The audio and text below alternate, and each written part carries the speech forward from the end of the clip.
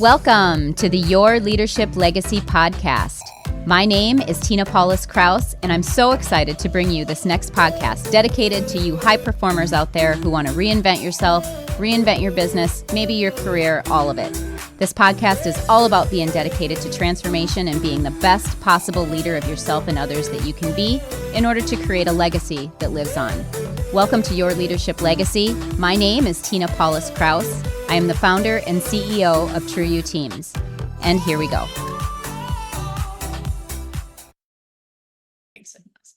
All right, everyone. Welcome to Your Leadership Legacy. My name is Paulus Krause. And today I have Jeanne Collins on the show with us. Hey, Jeanne.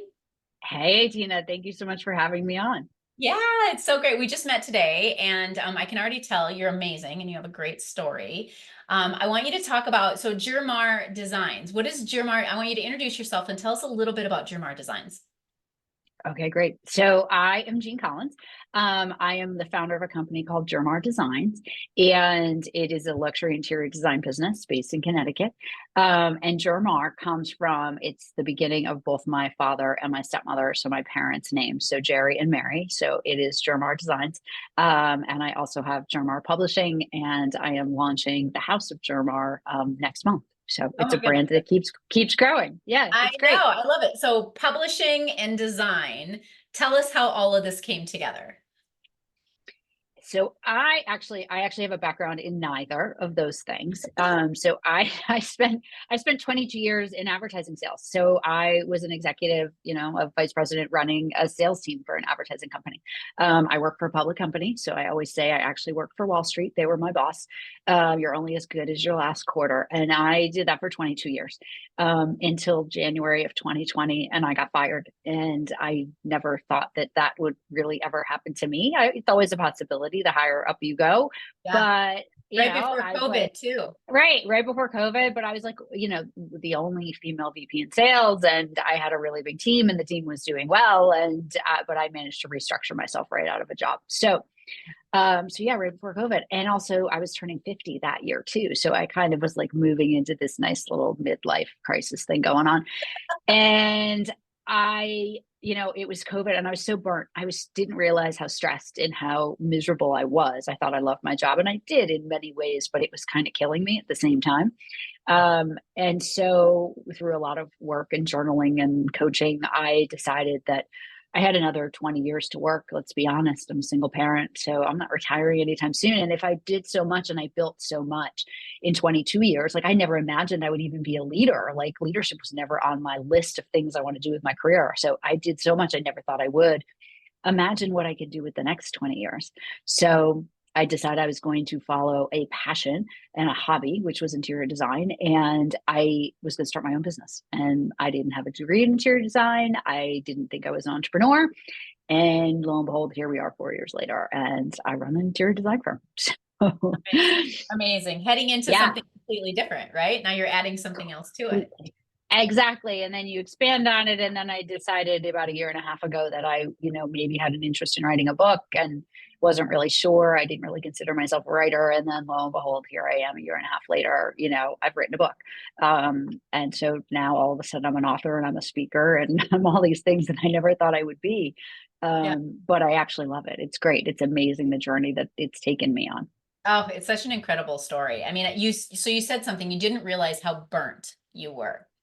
And I hear that all the time, right? We love what we're doing. We think we love what we're doing. We just get up and we do it, and we go and we go and we go. And all of a sudden when we take a minute to pause, we're like, or we get fired or we get let go, or there's a restructure or something in life happens, right? There's always this wake up call where oh my God. So talk to us about that moment when you really realize that, because that's a pivotal moment most of the time.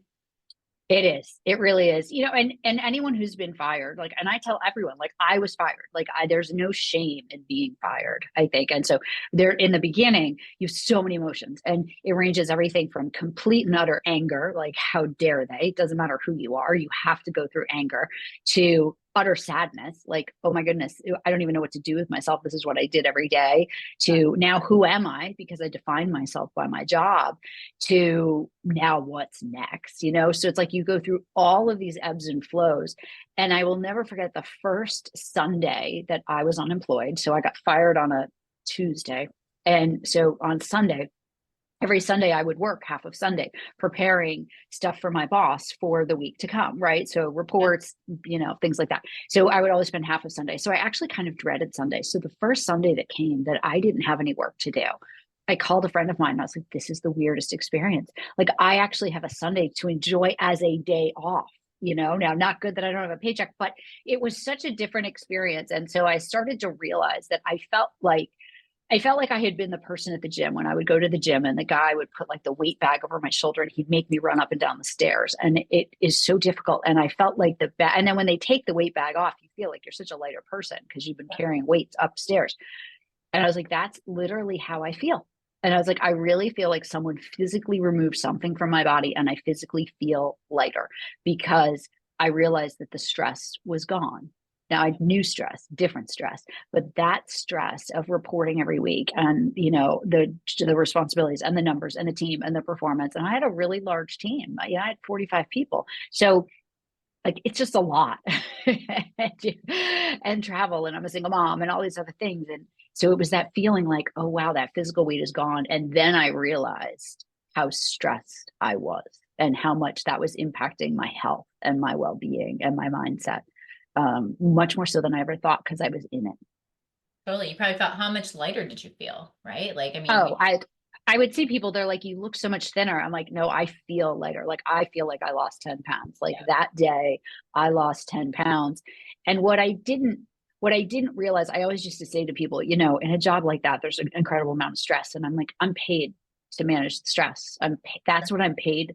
That's one of the reasons why I'm paid so well, is that I am paid to manage that level of stress of Wall Street and the market and the numbers and the team and the performance and the contracts. And like, that's what I'm paid to do, is manage that level of stress. So I always felt like, you know, that's one of my strengths. I manage stress really well, until all of a sudden I didn't have that stress. And I was like, I might manage it well, but that stress is still killing me. So I need to figure out a different way of living life. yeah, it's so key. And I hear it so often. I want to talk about relationships. So you made this decision to like reinvent your life, basically, is what happened. And so how has it impacted the relationships with your family, with your kids as a single mom? Yeah. So my daughter will absolutely say I am a much more pleasant person to be around. You know, I'm just more pleasant. And yes, I'm still stressed. I have stress in my own job and I still work all the time, like I always did, but it's different. And I am much more present.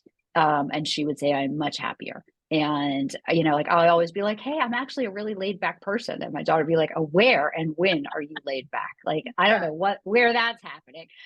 But now she'll say, like, yeah, you see more glimpses of being laid back. And I think I make more time for things that I didn't before, because when I got fired, I really made a mental mind shift to say, I was like, people always talk about work-life balance. And I'm like, I don't know who decided the work comes before the life. And so I made a conscious decision that I was going to change the way I looked at it. And it needed to become life work for me. And it needed to become life balance before work. And so and it doesn't mean that I don't have to work. I need a paycheck just like everybody else. And I work really hard. It just means that I am choosing to put the life before the work, and it impacts the decisions that I make and how I make those decisions as well. When I look at it through the lens of life comes first and work has to exist, but not at the cost of life. Yeah, which is such a huge transition if you think about it. I mean, my programming was like, part of my badge of honor was working 100 hours a week, right? Like part of it was like, we get patted on the back when we work like that. 100%. Like, how many nights, what's your status in Marriott and what's your status on the airline and how many nights were you away from home? And all the time. Yeah. But it's crazy. I love that your daughter's able to see it and recognize it, because it really, really does it changes everything. So if somebody's listening to this, Jeanne, and they're that stressed out, burnt out professional, what would you say to them if they're listening to it and going, yeah, I hear what you're saying, but I don't even know how to begin? Yeah, that's a great question. So I think I always look at it as understand why you're burnt out. And is it because you don't have a passion for what you're doing anymore? And that could be part one, that you're not as interested in the actual tasks of the job or the actual industry you're in. And then that's one thing. Are you burnt out because of the expectations of your employer? That's a second thing. Are you maybe burnt out because, especially as women, we say yes to everything and we feel like we have to do everything and be everything? And maybe you need to take a real hard look in the mirror and be like, you know what? I can't be on those three boards and be the soccer mom who drives everybody and make homemade meals every night for the kids and have this 80 to 100-hour a week job. Like, it's just, and you need to give yourself permission to say no and figure out where you as a human are within this equation and who are you. Who do you want to be and who are you? And then that's where you start. And if it's that you don't like the industry that you're working in anymore, okay, great. There's so much you can do to transfer your skills. Like, that was something I didn't realize until I got fired. How many of our skills are transferable? We put ourselves, and then we do this to ourselves. We put ourselves in these little boxes that are like, okay, I work in advertising sales in this industry, and that's my specialty. So if I go look for a new job, that's where I need to go look. But the reality is those skills are so transferable. And maybe it's the industry that wasn't right for me. And I needed to go I'm still in sales. I sell every day. I'm just selling something different. Exactly. Yeah. Yeah. What I love about your story is, I think a lot of people, just like what you're saying, would say, oh, I don't have a design background. That's not what I'm good at. That's not but is it what lights you up? So what I hear you saying is find what lights you up and move in that direction, whether you have 100%. the certificate or not. 100%. Yeah. And I am fortunate, and I will say this to people, I am fortunate that I was able to financially afford to do that because I was able to make the choice to invest in myself. And I am the investor in my business. And I was able to do that. I didn't have to go get outside funding. I was able to be the investor myself. And so I gave myself permission to use my savings to live and to invest into my business. But that was also a choice I made. Now, my financial planner probably would have preferred I did not use my savings.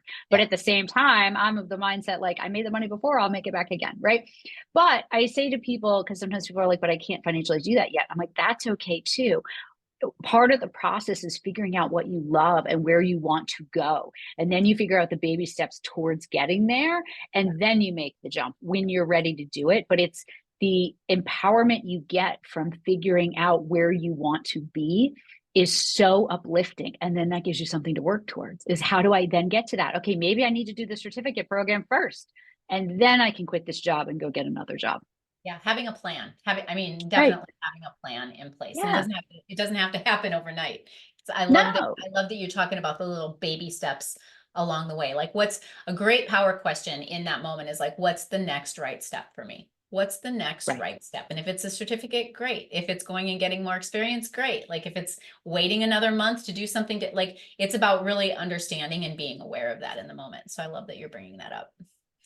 Yeah, because we can't all do, I mean, I was forced to do it, because I was unemployed. I didn't have a choice. So, but people say, if the same thing had happened to you 5 years prior, would you have made the same decision? And I will say no. I think if it had been 5 years before, I wouldn't have been as burnt and I would have gone back and gotten another corporate job. And so sometimes timing is everything. And sometimes just the itch that you're starting to get inside that this isn't enough or that I want more is enough to start fueling you thinking about what's next or what else. Yeah, feeling it. I think it's not that you have to have it all figured out. It's just being clear on what it is that lights you up and where you want to go, and then building that plan around it to actually get there. So I love that. So the show is your leadership legacy. So it's all about, self-leadership and really rising up into your best human potential. So when you think about that and you think about your business and where you're pivoting and where you're going next, what's your intentional leadership legacy that you're intending to leave, Jeanne? So my intentional leadership legacy is to really go 2 feet in with the choices that you make. And if you are following your passions and leading with your heart and you just dive all in and you don't let the self-doubt that can happen with inside of you stop you from doing things, then you will achieve great success. And I think as a leader, being able to demonstrate that as a leader is so empowering and impactful for the people who work with you and under you, because then they can learn that skill too, of how do I choose a path, make a decision, and don't let self-doubt and negative talk that happens within me, which we all have. It's a trait every single person has. How do I prevent that from stopping me from moving forward and following my dreams? So that would be my legacy, is how do you accomplish that and learn the skill sets to be able to do that, and then share that skill set with the people that work under you, for you, and with you. Yeah, beautiful. And the other thing is asking for support, right? Like that sounds beautiful, but if 5 years ago, I would have listened to you say that and go, but I don't know how, So I'm not going to do anything because I don't know how and I don't have the answer. Well, that's where you get to ask for the support. There's all kinds of people out there willing to support you to get through it and move through it. Oh, right. There's so much. And the willingness to ask. I talk about this all the time.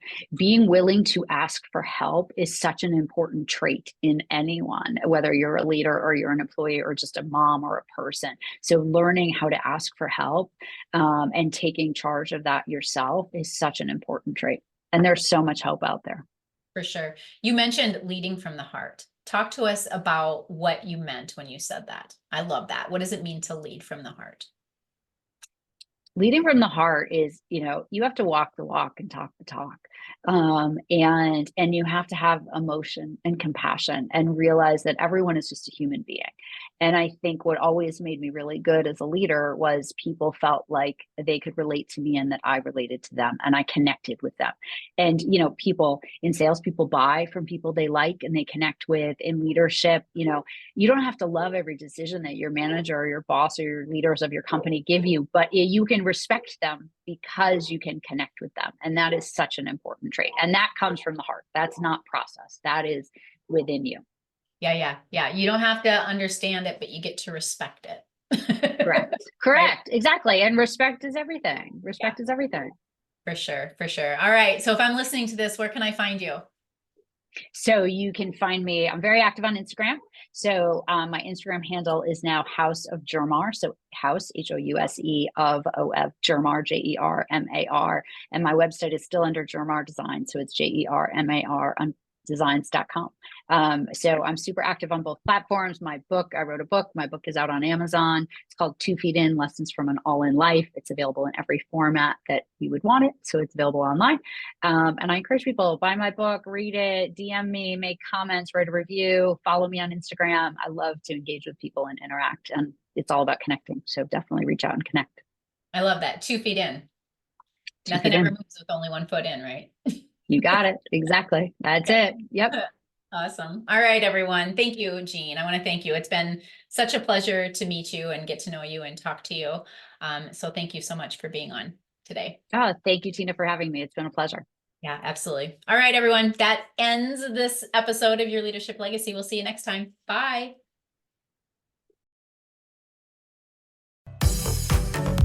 My name is Tina Paulus Krause, and I thank you so much for tuning in. I hope you enjoyed the show. Check out our programs and events at trueyouteams.com. And until next time, make it an amazing day.